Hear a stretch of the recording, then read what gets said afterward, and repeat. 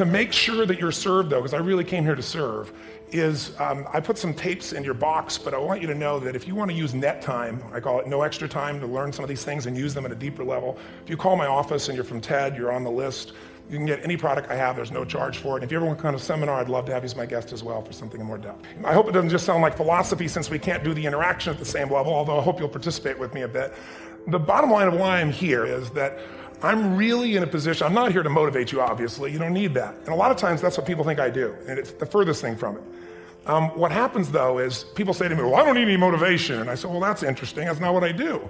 I'm the why guy. I want to know why you do what you do. What is your motive for action? What is it that drives you in your life today, not 10 years ago, or are you running the same pattern? Because I believe that the invisible force of internal drive activated is the most important thing in the world. I'm here because I believe emotion is the force of life. All of us here have great minds. You know, most of us here have great minds, right? I don't know if I'm in the category, but we all know how to think. And with our minds, we can rationalize anything. We can make anything happen. We can, I agree with what was described a few days ago about this idea that people work in their self-interest. But we all know that you don't work in your self-interest all the time. Because when emotion comes into it, the wiring changes in the way it functions. And so it's wonderful for us to think intellectually about how the life of the world is, and especially those who are very smart. We can play this game in our head, but I really want to know what's driving you. And what I'd like to maybe invite you to do by the end of this talk is explore where you are today for two reasons. One, so that you can contribute more.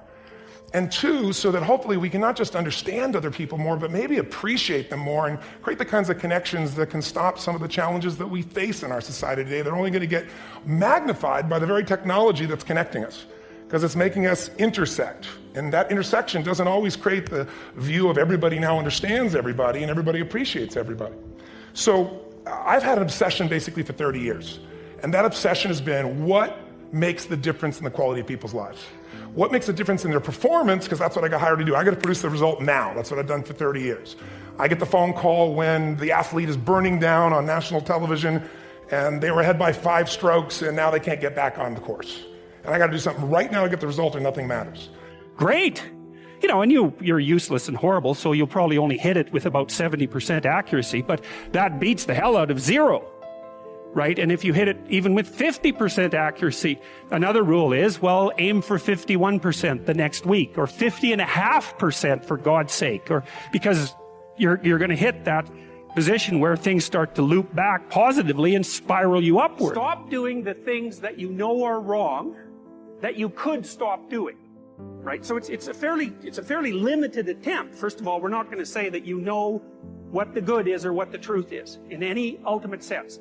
But we will presume that there are things that you're doing that for one reason or another you know are not in your best interests. There's something about them that you just know you should stop. They're kind of self-evident to you. Other things you're going to be doubtful about. You're not going to know which way is up and which way is down. But there are things that you're doing that you know you shouldn't do.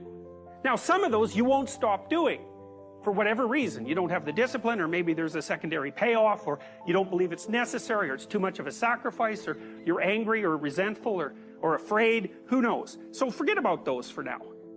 But there's another subset that you could stop doing. It might be a little thing. Well, that's fine. Stop doing it and see what happens. And what'll happen is your vision will clear a little bit. And then something else will pop up in your field of apprehension that you will also know you should stop doing, and that you could stop doing, because you strengthened yourself a bit by stopping doing the particular stupid thing that you were doing before. That just puts you together a little bit more. And you could do that repeatedly for an indefinite period of time. And you know, that doesn't necessarily mean that you're going to ever be able to formulate a clear and final picture of what constitutes the truth and the good. But it does mean that you'll be able to continually move away from what's untruth and what's bad. And, you know, that's not a bad start.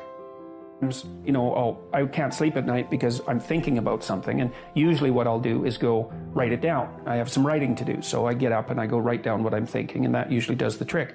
But because I had been playing with YouTube, I thought, well, I'll try making YouTube video and telling people what I'm thinking about, and see if that performs the same function as writing. And to me, the function of writing, well, it's twofold. One is conceivably to communicate with people, although the fundamental purpose for me is to clarify my thoughts so that I know to, because if something is disturbing you, what that means is that it needs to be articulated.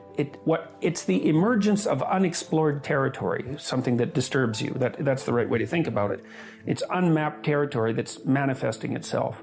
It's like a vista of threat and possibility, and you need to articulate a path through it. And so that's what I was doing.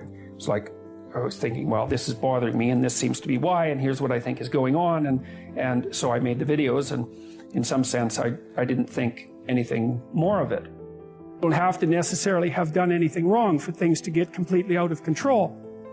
It's a terrifying doctrine, but it's not a hopeless doctrine because it still says that there's a way forward, there's a pathway forward, and the pathway forward is to adopt a mode of being that has some nobility so that you can tolerate yourself and perhaps even have some respect for yourself as someone who's capable of standing up in the face of that terrible vulnerability and suffering, and that the pathway forward, as far as the existentialists are concerned, is certainly by the avoidance of deceit, particularly in language, but also by the adoption of responsibility for the conditions of existence and some attempt on your part to actually rectify them. And the thing that's so interesting about that is, well, two, as far as I'm concerned, and some of this is from clinical experience, if you take people, and I've told you this, and you expose them voluntarily to things that they are avoiding and are afraid of, that they know they need to overcome in order to meet their goals, their self-defined goals.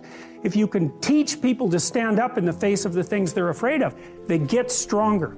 Your personality is the expression of your mind. The Bible says, as a man thinketh, so is he. In other words, it is the thinking of the person that makes them see circumstances differently. People ask me, how am I doing? My answer is, I have no problems. I haven't had a problem for the last 35 years. Why? Because nothing in my life is a problem.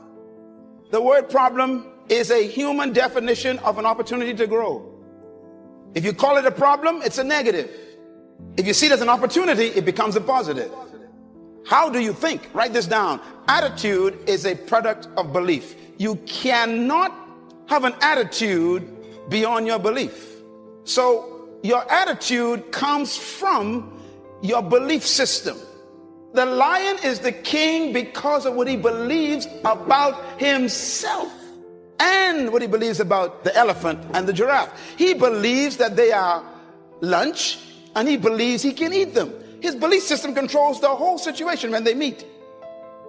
No amount of promotion or associations with rich people or smart people can ever substitute for the right attitude. As a matter of fact, your development is determined by, number one, your perception of who you are. Number two, by why you think you exist. And number three, these are very important, your sense of significance. I am giving you my secret to life right here. You got to first change your perception of who you are.